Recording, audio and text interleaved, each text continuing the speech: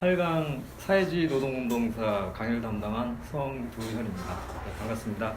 반갑습니다. 예, 제가 저번에 4강에서 정치경제투쟁론 담당을 했었는데요. 마지막 강의를 또 뵙게 돼서 반갑습니다. 오늘 제가 담당하는 강의가 사회주의 노동운동사인데요. 이 강의가 3번 하게 될 겁니다. 그리고 오늘은 이제 그 교재에 보면 7번 파리 꽃뮤까지 이렇게 할 생각이고요. 다음에 14번 제2 인터내셔널의 붕괴와 이후 행복까지 이렇게 할 생각입니다. 강의가 이제 7강의가 앞에서 진행이 됐는데요. 아주 기초적인 것 강의가 다 된 편입니다. 처음에 사적 유물론 강의가 있었고요. 그 다음에 인노동과 자본을 했죠. 그 다음에 이제 국가론, 그 다음에 이제 제가 정치경제적 투쟁론하고 사회주의 혁명론하고 그다음에 전략전술론 한 거죠. 그 다음에 이제 조직론하고 사회주의 노동운동사입니다. 사회주의 노동운동사의 내용은 아주 새로운 내용은 아니고요. 앞에서 그 얘기됐던 내용들하고 겹치는 것도 좀 있고 합니다. 근데 이제 사회주의 노동운동사는 앞의 내용하고 좀 다른 것은 어떤 생각이나 현상이 있으면 그거를 이제 그 원리대로 다루는 게 아니라 역사적으로 다루게 되거든요. 그래서 앞에서 다뤘던 내용들이 어떠한 배경에서 나오게 된 것인지를 좀 더 잘 이해가 되실 거라고 생각을 합니다.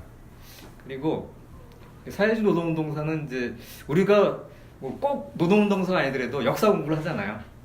역사 공부를 하는데 역사 공부를 할 때 정말 의의는 옛날에 무슨 일이 있었다 이걸 뭐 다시 한번 보면서 외우고 이러는 게 의미가 있는 게 아니라 옛날 역사를 공부하다 보면 지금하고도 연결이 되거든요.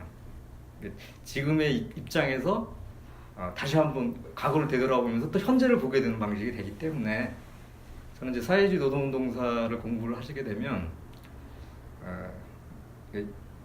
많이 좀 이렇게 생각을 하면서 공부를 하게 되면 현재에 적용할 수 있는 부분이 굉장히 많다는 거죠. 비슷한 예들이 굉장히 많아서 그때 이제 이러이러했던 부분들의 평가가 현재에도 연결될 수 있는 부분들이 많습니다. 그래서 현재를 더 정확하게 알기 위해서 역사를 공부한다 이런 의미가 거기 있다고 생각이 들고요. 그래서 제가 앞으로 강의를 하면서 어떤 주제에 대해서는 요새 문제하고 연결해서 또 이렇게 재해석을 좀 내려보는 방식으로 하도록 하겠습니다. 네, 먼저 오늘은 7번까지 진행을 하게 되는데 이것도 좀 나눠서 제가 1번부터 3번까지를 1시간 정도로 해서 30분씩 잘라서 하도록 하겠습니다. 그리고 4번부터 7번까지가 한 30분 정도. 그래서 첫 번째 주제에서 다루는 부분이 여기 이제 요 내용인데요. 요 내용인데 요게 이제 두 번째 시간하고도 연결되는데 제가 이제 강의를 할 때 요거 얘기하고 요거 얘기하는 식이 아니라 같이 얘기를 하게 될 거예요. 그래서 이제 제목은 이렇게 나눠져 있지만 어떻게 보면 이게 1시간짜리가 같이 연결되어 있는 것으로 이렇게 들으시면 더 좋을 거라고 생각이 듭니다. 그래서 1시간 강의에서 제가 중점적으로 다루려고 하는 주제는 이 내용이에요. 이 내용이고 이 1번하고 2번은 이것의 전에 있는 역사다 이렇게 할 수가 있습니다. 그런데 제가 이제 그런 방식으로 하는 이유는 뭐냐면 우리가 이제 과학적 사회주의 출현 이렇게 하면 이제 사회주의 사상이 출현하는 거거든. 과학적 사회주의 사상이 출현하는 것인데 이 사상이 출현하고 나서 19세기하고 20세기 초반까지는 이 사상이 사실상 진보 운동과 노동 운동을 대표하는 사상이 돼요. 그런데 왜 그랬을까 이렇게 생각을 해보면 굉장히 이제 이 사상이 좋아서 그렇다 이렇게 생각할 수가 있어요. 결과적으로 사상이 좋았기 때문에 뭐 그렇게 된 게 아니겠느냐 생각할 수가 있어요. 근데 그 사상이 좋은 이유가 뭘까? 근데 이제 우리가 그 과학적 사회주의를 공부할 때 주의해야 될 부분이 있어요. 과학적 사회주의 사상은 뭐냐면 이 부분을 이제 그 처음으로 창시했다고 하는 막스나 엥겔스라고 하는 사람들이 굉장히 똑똑했다. 그래서 풍부했다. 이렇게만 설명하면 좀 곤란해요. 그러니까 똑똑하고 풍부했다고 하는 것이 뭐냐면 그 사람 생각 자체가 이렇게 무조건 좋았다가 아니라 이 사상 자체가 그 자기가 살고 있는 그때 사회에 대한 어떤 견해거든요. 그 다음에 어떤 방향으로 또 사회가 나가야 된다라고 하는 또 생각인데 그 생각은 갑자기 떨어진 게 아니라 그 앞에 있었던 역사를 반영했다는 거죠. 그래서 첫 번째가 뭐냐면 자본주의가 발달하면서 산업 프롤레타리아가 형성이 되고 주체적 발전이 있었다는 거예요. 그러니까 주체적 발전이 있었다는 거죠. 어떤 이런 사상을 갖다가 자기 것으로 실천할 주체가 있었다는 거죠. 그리고 이 주체적 발전을 이 사상이 반영을 했던 측면이 있어요. 그리고 또 하나는 사회주의라고 하면 이 사회주의도 처음으로 막스나 엥겔스가 사회주의를 얘기한 게 아니에요. 처음으로 얘기한 게 아니고 이미 그 전에 사회주의라고 하는 것은 출현해 있었다는 거죠. 그리고 막스가 했던 것은 뭐냐면 앞서 있었던 사회주의 사상이 없이 갑자기 이제 사회주의 사상을 만들어낸 게 아니고 이미 있었던 사회주의 사상의 상당히 중요한 부분을 자기 것으로 흡수를 하고 동시에 이 생각의 한계를 갖다가 한계를 극복을 한 거죠. 그래서 뭐냐면 과학적 사회주의가 출현을 했을 때 이미 그 사상이 출현하기 위해서 누적돼 있었던 축적돼 있었던 주체적인 발전이나 어떤 사상적 발전 자체가 상당히 많았다는 거예요. 그래서 그것이 있었기 때문에 그걸 다 흡수해서 사상을 정립을 했고 그리고 그 사상이 실제 이제 다음 강의 때 1848년 혁명이나 이런 말씀을 드릴 텐데 그 사상이 그 역사적 전개 속에서 더욱더 검증이 되게 되는 과정이 됐다는 거죠. 그래서 나중에 과학적 사회주의 사상이 이제 영향을 미쳐서 19세기하고 20세기 초반에 결정적인 영향력을 가졌던 것은 그만큼 이러한 부분들이 이미 축적돼 있었던 것을 반영했다라고 하는 것을 제가 좀 강조하려고 합니다. 그래서 같이 좀 강의를 드리려고 하고요. 먼저 이제 산업 프롤레타리아 형성과 주체적 발전에 대해서 말씀드리도록 하겠습니다. 전에 제가 강의를 하다가 이런 질문을 받은 적이 있어요. 사회주의 사상은 꼭 옛날에 있었던 게 아니냐. 그다음에 뭐 꼭 막스와 같은 사람들이 그 시대에 살면서 나오지 않더라도 다른 데서도 나올 수 있는 게 아니냐. 이런 질문을 받은 적이 있어요. 그런데 그 부분은 한 측면에서는 맞아요. 다른 데서도 나올 수가 있어요. 하지만 굉장히 중요한 게 있다. 사회주의 사상은 사회주의라고 하는 것은 자본주의가 존재하지 않는 상태에서 나올 수가 없다는 거예요. 옛날에도 보면 사회주의 사상이 아니라 평등 사상이라고 하는 거는 많았어요. 옛날에도 보면 사람들이 평등하게 살아야 되는 거 아니냐. 그래서 가령 노예제 사회에서 우리 영화도 있잖아요. 스파르타쿠스 이렇게 해서 하는 영화가 있어요. 노예가 반란을 일으켜가지고 로마 제국하고 싸우는 게 나오잖아요. 그러면 그때도 뭔가를 이제 평등을 추구하는 것 같은데 그것이 사회주의는 아니에요. 그러니까 사회주의라고 하는 것은 그 자본주의가 있고 그리고 거기에서 그러니까 자본주의가 있을 뿐만 아니라 자본주의에 의해서 노동자 계급이 형성될 때만 비로소 출현한다는 거죠. 그래서 그러니까 이 말씀을 드리는 제가 이렇게 계속 이 말씀을 드리는 이유는 뭐냐면 마치 사회주의 사상은 자본주의가 없거나 노동자 계급이 없더라도 그 사상 자체가 출현할 수도 있고 발전할 수도 있다 이렇게 생각하는 것은 사회주의를 잘못 이해하는 것이라는 걸 강조하기 위해서 말씀드리는 겁니다. 그래서 간략하게 프롤레타리아 혁명과 주체적 발전을 말씀드리도록 하겠습니다. 과학적 사회주의가 출현하기 전에 노동자 계급이 발전해 있었다. 그것이 과거의 일이지만 지금 생각해봐도 굉장히 많은 발전이 있었다라고 하는 것을 먼저 제가 강조를 드리도록 하겠습니다. 그 1번 강의 이제 교재 1번인데요.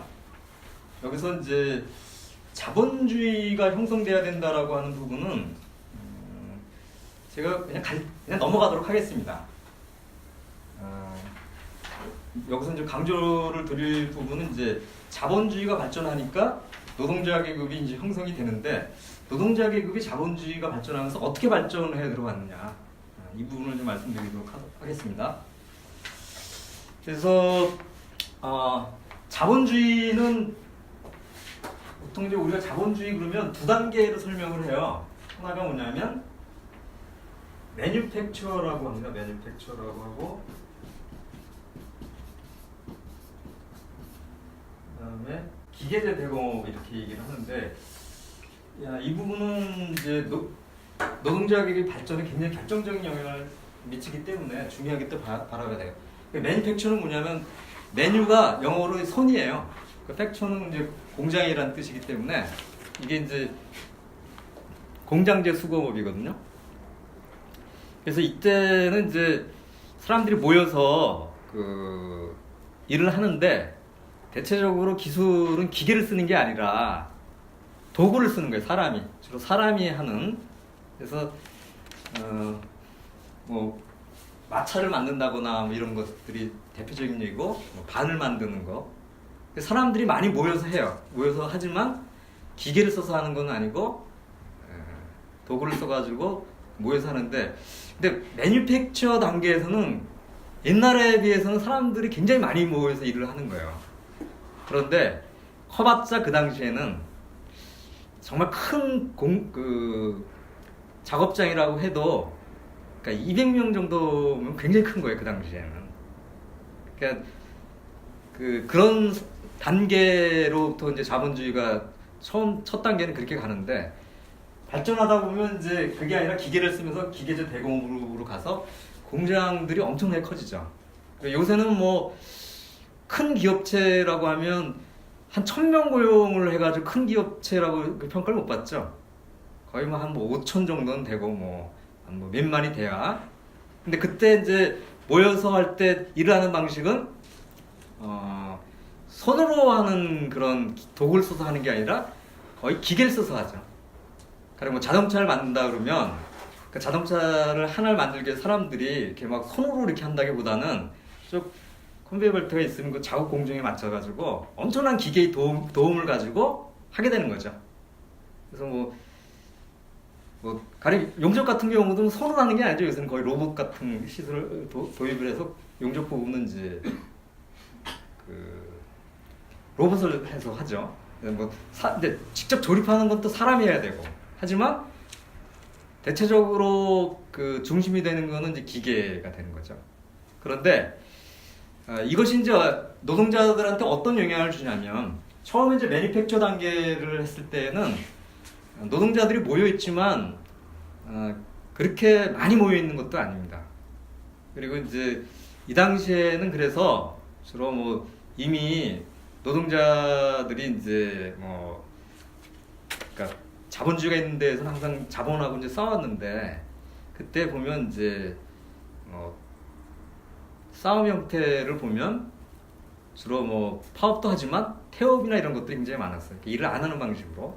그런데 이 기계제 대공업이 진행이 되면서 어떻게 되냐면 여기서 이제 처음으로 이런 용어를 쓸 수 있게 되는 거예요. 산업 프롤레타리아. 그 전에는 노동자 계급을 산업 프롤레타리아라고 얘기하기에는 좀 그 문제가 좀 있어요. 왜 그러냐면 그 생산단위도 작을 뿐만 아니라 사람들이 모여 있는 숫자도 작고 그 다음에 이제 조직적이지가 못해요. 그 작업 자체가.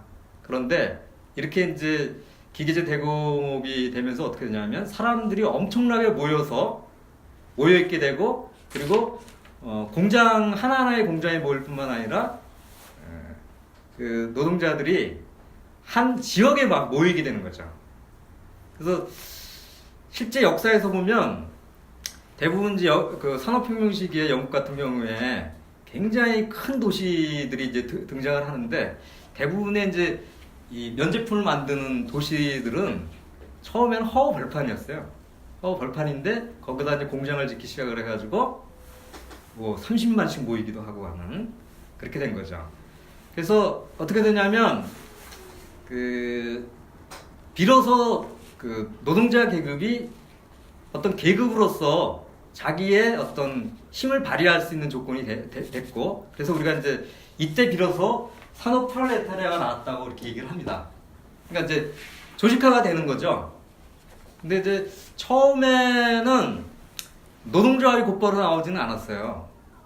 그리고 노동조합이 나오지는 않았는데 그렇게 되니까 이제 조직화가 될 때까지는 좀 시간이 걸렸는데 그때 좀 역사적으로 특징적인 것은 이제 러다이트 운동이라고 하는 게 있었습니다.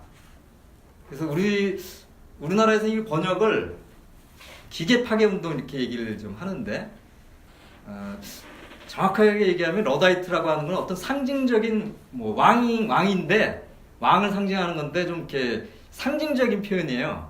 그래서 뭐냐면 실제로는 기계 파괴 운동 그러면 좀 뭔가 좀 비합리적인 그 요소가 좀 생각나잖아요. 그래서 기계가 들어가니까 사람들이 해고도 많이 될 뿐만 아니라 힘들어서 뭐 거기에 대해서 저항하는 것은 이해가 되지만 그렇다고 뭐 기계를 파괴한다고 해가지고 문제가 해결되는 건 아니잖아요. 그런데 실제로도 뭐 기계를 파괴하고 하는 그런 운동이 이렇게 많았다고 볼 수는 없어요. 그리고 그 실제 그 당시에 나온 이제 러다이트 운동의 어떤 그 기록에 의하면 굉장히 선진적인 내용들이 많았어요. 최저임금제, 지금 우리가 얘기하는 최저임금제하고 그다음에 여성과 아동 노동에 대한 뭐 금지 이런 것들이 주장이 있었거든요. 그걸 보면 나중에 이제 후세의 사람들이 다시 재평가를 하게 된 건 뭐냐면 그렇게 뭐 비합리적인 운동이었다기보다는 당시에 조직이 되기 좀 어려우니까 뭔가 이렇게 사회에 강한 그 자극을 주기 위해서 어떤 그 전술적인 그 어떤 채택을 한 게 아닌가 이렇게 하고 좀 요새는 이제 오히려 긍정적인 평가를 좀 많이 받고 있어요. 그리고 자본론조차도 러다이트 운동을 좀 비합리적인 요소가 있는 것으로 이렇게 했는데 오히려 이제 후세에 와서는 굉장히 좀 이렇게 선도적인 투쟁을 하기 위한 어떤 전술이었다. 그러니까 이렇게 좀 평가를 받고 있습니다. 근데 제가 이제 이 말씀을 드리면 바로 이제 이 말씀을 드리려고 하는 건데 그런데 이제 곧바로 뭐가 출현하게 되냐면 노동조합 운동이 발전하게 돼요. 산업 프롤레타리아가 형성이 되면서 정말 노동조합 운동이 제대로 되는 거죠. 그래서 우리도 이제 이미 뭐 노동조합 운동이 발전한 지 꽤 돼서 뭐 그것이 익숙하게 됐지만 우리나라도 노동조합 운동이 된 게 한 30년밖에 안 돼요. 그 전에는 대부분 억압을 받았잖아요. 비서독재 정권 아래에서. 사실 뭐 노동조합이 합법적으로 인정이 되면서 노동조합 같은 운동을 한 게 1987년도예요. 그러니까 한 30년 전이죠. 그러니까 이게 이제 우리가 공부하는 그 시기가 19세기인데 그 당시에 노동조합 운동이 나왔다. 이런 것은 굉장히 선진적인 거예요. 그러니까 그 전에 그 노동자 계급에 비해서 굉장히 주체적으로 발전한 거죠. 제가 이제 요 부분을 이제 마무리를 지으려고 하는데 정말 결정적인 게 뭐냐?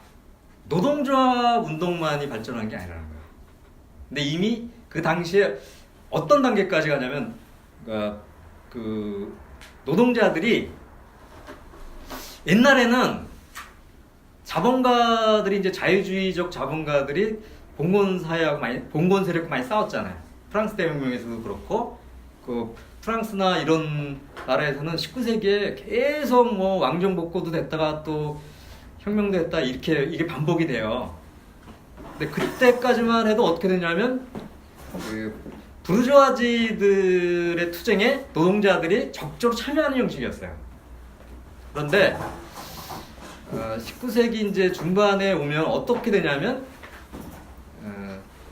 그러니까 노동조합을 만들 때는 이미 자본가와 노동자들 사이의 이해관계가 꼭 일치하지 않는다는 걸 이미 안 거죠. 이미 노동조합을 만들 때는 서로 일치하면 뭐 같이 뭐 서로 잘 해서 뭐 적당히 다 서로 노는 되잖아요. 근데 그게 잘 안 되니까 노동조합을 만드는 거 아니에요? 그런데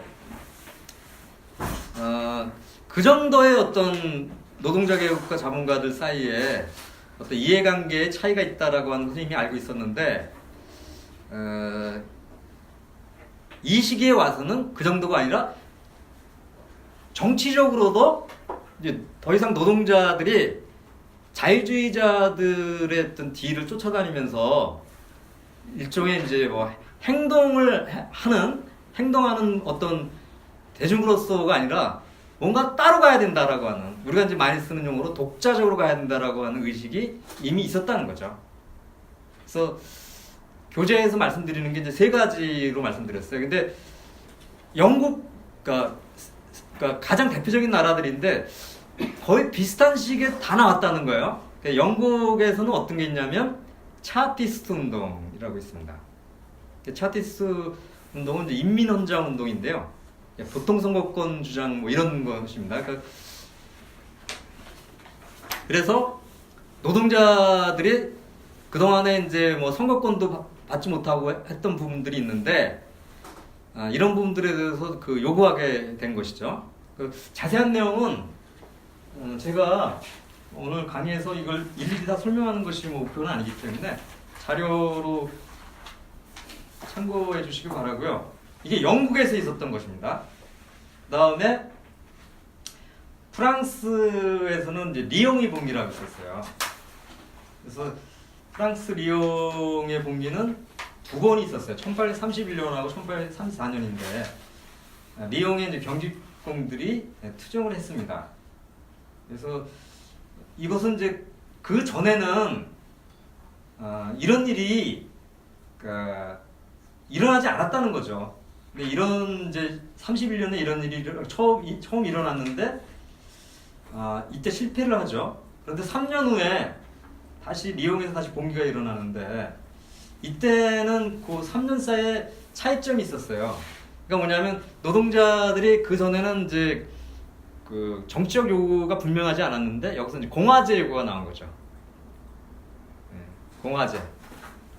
우리나라는 좀 새삼스럽게 이제 촛불하면서 민주공화제 이게 요새 그 많이 나오는데 사실 공화제라고 하는 것은 이제 뭐 19세기에 보면 이제 왕정에 반대하는 거잖아요. 그래서 이제 일종의 이제 민주주의적인 그런 요구인데 그 정도로 이제 뚜렷한 정치적인 입장을 갖기 시작을 한 거죠. 그리고 독일의 예가 이제 그 실레지아 직종들의 폭동입니다. 이 세 가지가 이제 대표적인 사건인데 제가 이제 이 부분을 쭉 하면서 아까 이 과학적 사회주의가 출현하기 전에 그 전 단계 발전이 우리가 과소평가할 수 있는 상황이 아니다라고 하는 말씀을 드렸잖아요. 그걸 강조하기 위해서 지금 말씀드리는 건데 이게 뭐냐면 막스가 많은 사람들이 오해하는 것은 막스가 이제 막 노동자들이 어쩌고 하는 얘기들을 그냥 그 도출한 걸로 생각하는데 막스는 어떤 걸 한번 본 거냐면 이때 노동자들이 그 하고 있는 것들을 다 그 보고 있었던 거예요. 공부도 하고 역사를 보고 있었던 것이죠. 그래서 막스도 거기에 영향을 받아서 막스조차도 처음에는 일종의 민주주의자예요. 민주주의자죠. 그러니까 민주주의자 정도로 있었다가 자기가 이제 이런 것들도 보고 또 이제 자기가 이제 사회에 나와서 뭐 경험도 하다 보니까 아 이게 민주주의 정도만 갖고 안 되겠다라고 하는 것을 자각을 한 사람이에요. 그렇게 되니까 막스조차도 갑자기 뭐 이 과학적 사회주의가 된 게 아니라 발전한 거죠. 근데 그 발전한 과정 속에서 이 부분들이 반영이 된 거예요. 근데 많은 사람들이 이거를 잘 파악을 안 하기 때문에 과학적 사회주의가 어떻게 출현하는 것이다라고 하는 생각을 오해하는 경우가 많습니다. 뭐 오늘 주제하고 아주 밀접하게 연결되지는 않지만, 뭐 제가 쓴 글 중에 보면 뭐 사회주의 사상을 계급 투쟁하고 분리해서 카우츠키라는 사람이 얘기한 적이 있어요. 그 사람이 보면 계급 투쟁이 노동자격의 계급 투쟁이 있고 사회주의는 또 사회주의가 있어서 따로따로 발전한다 이렇게 생각을 한 건데 이거는 정말 그 카우츠키라고 하는 사람은 굉장히 유명한 그 옛날 사회주의자였는데 사회주의를 정말 이해를 못하는 사람이에요. 이게 뭐냐면 이게 있고 이 과학적 사회주의가 따로 발생한 게 아니라 막스는 이것을 가장 의식적으로 표현한 거죠. 네? 우리가 그렇죠. 그러니까 모든 행동을 하고 하면 가령 우리가 촛불 투쟁을 경험을 했다 그러면 항상 이게 하는 사람들은 촛불 투쟁을 했으니까 했다고 아니라 그걸 의식적으로 잠깐 표현하려고 노력을 해야 돼요. 그게 이제 일종의 이제 그 뭔가 이제 활동하는 사람이 운동하는 사람들이 태도예요. 그러니까 그냥 있으면 아 그렇구나가 아니라 아 이게 뭘 하려고 하는 거지? 그러니까 왜 그러느냐? 바로 막스도 비슷한 거예요. 이걸 막 하다 보니까 아 뭔가 좀 지금까지하고 다른 방식으로 세상을 해석해야 되겠다 이런 생각이 나오게 된 거죠. 그래서 이것이 있고 나서 이것이 있는 게 아니라 이것이 있고 나서 이것이 있다. 예, 이렇게 하고 두 번째 주제로 공상적 사회주의를 좀 말씀드리도록 하겠습니다. 그러니까 제가 이제 사상조차도 과학적 사회주의 전에 출현한 사회주의 사상이 있다 이렇게 말씀드렸잖아요. 그걸 강조를 하려고 하는 거예요. 그래서 많은 사람들이 이제 제가 이제 보면 오해하는 게 뭐냐면 공상적 사회주의자들을 이제 주로 누구를 얘기하냐면 로버트 오웬하고 후리에하고 생시몽입니다. 그리고 이제 우리가 사회 과목에서 이걸 배우는 것 같아요. 옛날에 보면 공상적 사회주의가 어떻고 반공 교육을 하더라도 공상적 사회주의 막스 정도는 얘기를 해야 반공이 되니까. 근데 여기 이제 공상적이라고 붙으니까 굉장히 좀 뭔가 좀 몽상 같잖아요. 근데 이거는 이제 과학적 사회주의에 대비돼서 썼던 개념에 불과합니다. 근데 막스조차도 앵겔스조차도 공상적 사회주의 로버트 오웬이나 후리의 생시몽을 굉장히 존경하는 편이에요. 다만 이제 한계가 있다 이렇게 본 거죠. 이제 약간 이제 좀 오만한 사람들이 과거에 자기보다 앞섰던 사상이 되는 것들을 아주 함부로 대하는 경향이 있습니다. 근데 사실은 과학적 사회주의자들은 긍정적인 요소에 대해서는 굉장히 적극 받아들이는 거죠. 그런데 이제 이걸로 그냥 가면 되는데 왜 과학적 사회주의가 됐는가? 이거를 좀 대비를 좀 하도록 하겠습니다. 그리고 과학적 사회주의의 아주 본격적인 특징은 이걸 좀 마무리하고 다음 그 30분 강의 때 더 자세하게 좀 말씀드리도록 하겠습니다. 그 공상적 사회주의자들은 그 살았던 시기가 18세기 말과 19세기 초반이나 중반 이후로 이렇게 산 사람들입니다. 근데 그때가 어떤 때냐면 프랑스 대혁명이 있었고 그리고 또 영국같이 산업혁명도 있었는데 프랑스 대혁명은 어떻게 보면 사람들이 이제 드디어 이성과 좀 평등하고 자유로운 세상이 오는 것으로 가졌던 생각을 갖고 프랑스에서 혁명을 갖고 또 그렇게 생각들을 했어요. 그런데 그 후로 전개된 역사를 보면 소수의 부르주아지들만 뭐 생활이 좋아졌을 뿐이고 생활은 뭐 평등한 세상은 오지 않았죠. 자유로운 세상도 오지 않았고 프랑스 혁명은 곧바로 전진만 한 게 나중에 다시 그 부르봉 왕조가 다시 복고까지 하잖아요. 나폴레옹도 패배하고 나폴레옹도 변질된 사람이지만 그런데 그거보다 더 심각한 건 뭐냐면 자본주의가 발전하면서 많은 사람들한테 어떤 걸 충격을 줬냐면 이거는 정말 세상 살아갈 만한 세상이 아닌 것 같다라는 생각을 많이 줬어요. 왜냐하면 워낙 급격하게 사회가 악화됐어요. 그러니까 부는 축적되지만 노동자들이나 이 가난한 사람들의 상태는 옛날보다 더 안 좋아진 거예요. 그래서 여기에 대해서 문제의식을 가졌던 사람들이 공산적 사회주의자입니다. 이거는 정의에 맞지 않는다. 그다음에 이성에 맞지 않는다. 그래서 따라서 어떻게 되냐면 이성과 정의에 맞춰서 거기에 맞는 세상을 만들어야 된다 이렇게 생각하는 거죠. 근데 이 생각은 저는 지금도 많아요. 지금도 보면 우리가 꼭 이렇게 이제 사회주의나 자본주의를 공부하지 않을 경우에는 많은 사람들이 지금도 그래요. 아니 이렇게 불공평하고 정의롭지 못하고 사람들이 이렇게 비합리적인 세상은 안 되는 거 아니냐. 그래서 이제 정의롭고 공정하고 이성적인 사회로 간다. 그래서 요새 상당한 구호로 된 게 공정하고 정의로운 이렇게 되는 거잖아요. 근데 여기에는 긍정적인 요소가 있어요. 왜냐하면 현실을 부정하는 거니까 이렇게 가면 안 된다 하는데 문제는 거기에 맹점이 있다는 거예요.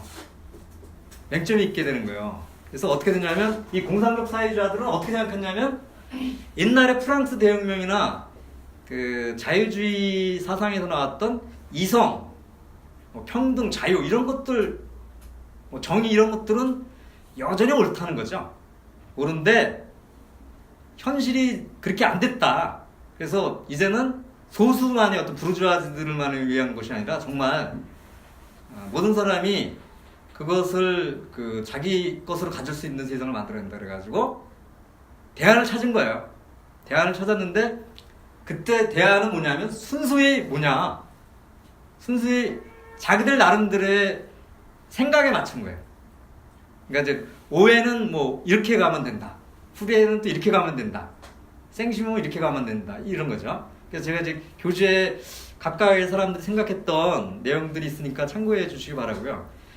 네, 여기서 이 사람들이 특징이 어떻게 되냐면 세 사람마다 다 달라요. 왜냐하면 자기가 생각하는 이성적인 거하고 정의로운 게 사람마다 다 다르니까. 그 다음에 그 대안도 다릅니다. 그리고 그때 이제 실현 방법인데 그러면 이걸 어떻게 실현할 것인가? 근데 공산적 사회주의자들은 어떻게 생각했냐면 자기들이 갖는 이런 생각들은 너무나 옳은 거예요. 옳기 때문에 확신이 있는 거예요. 사람들이 시간이 가면 갈수록 따라올 것이다 이렇게 생각한 거죠. 전형적인 사람이 생시몽이라고 합니다. 생시몽은 프랑스 귀족 출신이라고 그래요. 그래서 굉장히 정의로운 그런 생각을 가져가지고 미국 독립전쟁에도 또 참가도 했어요. 남이 나라지만 했고 그래서 이제 그러고 나서 어떤 공산적 사회주의를 실현하는데 이 사람은 거의 귀족 출신인데 그 돈을 다 쓴 모양이에요. 그거 하다가 그래서 나중에는 거의 거처도 없고 그래가지고 워낙 사람이 나쁜 짓을 안 해서 옛날에 이제 하인이었던 사람이 아마 와서 살게 해준 모양이에요. 근데 유명한 얘기가 있어요. 이 사람은 죽을 때까지도 어떻게 했냐면 아마 이 가방 같은데 이제 자기가 갖고 있는 구상을 갖고 있는 게 있는 거예요. 근데 이거를 언젠가 정말 와서 실현해 줄 사람이 있다 생각을 하고 죽었다고 합니다. 뭐냐면 이제 방법이 뭐냐면 좀 이렇게 유력가가 와서 자기의 얘기를 듣고 하면 감동을 받고 당연히 이제 하지 않겠냐. 어떻게 보면 좀 낙관주의이기도 해요. 그러니까 사람들은 뭔가 옳은 일이 있고 바람직한 일이 있으면 다 설득이 될 거다 이런 생각을 한 거죠. 그런데 이제 현실이 정말 그런 것인가? 이거는 이제 우리가 이제 의문을 던져야 되는데 과학적 사회주의자들이 이제 그런 의문을 던진 것이라고 할 수가 있습니다. 근데 제가 이제 첫 번째 강의는 좀 마무리하면서 좀 강조를 드리고 싶은 것은 그러면 공산적 사회주의자들은 정말 몽상가에 불과했던 것인가? 그렇지가 않다는 거죠. 그 사람들은 나름대로 그 사회적 모순에 적극적으로 대응을 했다는 것이죠. 하지만 그런데 왜 이런 정도의 생각과 실천에 머물 수밖에 없었는가? 이거를 이제 과학적 사회주의자의 창시자 중 하나인 엥겔스가 굉장히 냉정하게 표현한 게 자료에 있습니다. 뭐냐면 공산적 사회주의자들은 그 시대적 한계를 갖고 있었다는 거죠. 그 사람들이 살았던 시대에는 자본주의 모순이 나타났지만 그 모순이 전면적으로 드러나지 않았다는 거예요. 그래서 그 모순이 강도나 거기에서 노동자 계급과 자본가 계급 사이에 얼마만큼의 그 어떤 상호 이해관계가 적대적인 거라고 하는 거에 대한 인식이 충분히 이룰 수 없었다는 것이죠. 근데 현실은 그렇지 않았다는 거죠. 그래서 엥겔스의 생각에는 자본주의의 어떤 발전 단계가 낮았다는 거죠. 그리고 그렇게 되니까 생각도 한계를 가질 수밖에 없었다. 그리고 대신 구체적인 데이터가 없는 거야. 뭐가 어떻고 이런 생각이 가능할 만한 조건이 안 되니까 대신 나온 거는 뭐냐면 생각이 많아지는 거죠. 그래서 점점 좀 그 정교해지는 플랜이 나온 거죠. 그러니까 이제 그 오웬 같은 경우에는 류 라나크에서 모범 공장을 하나 세워서 실제 성공했어요. 처음에는. 근데 이제 오래가지 못했는데 오웬이 이제 여러 번 또 시도를 하다가 아예 이제 미국으로 가서 미국에 이제 정말 그 구문화의 어떤 오염되지도 않은 데 가서 거기서 뉴 하모니도 하고 그러는데 결과적으로 실패하죠. 그러니까 여러 가지 현실에 대한 조건들이 좀 반영이 안 돼서. 근데 그러면 오웬이라는 사람들이 곧바로 실패했다고 인정하고 그걸 중지한 게 아니고 계속 자기들이 정교하게 만들었죠. 하지만 그것은 어떤 시대적 한계를 가질 수밖에 없었다. 이렇게 말씀드릴 수 있을 것 같습니다. 그래서 이 두 가지를 말씀드렸는데, 하나는 주적 조건에서 과학적 사회주의가 실현하기 위한 어떤 전제 조건으로서의 주체적 발전이 있고, 하나는 사상적 측면에서의 발전과 한계를 말씀드렸어요. 예. 바로 이제 다음 강의에서 과학적 사회주의 실현을 다루도록 하겠습니다.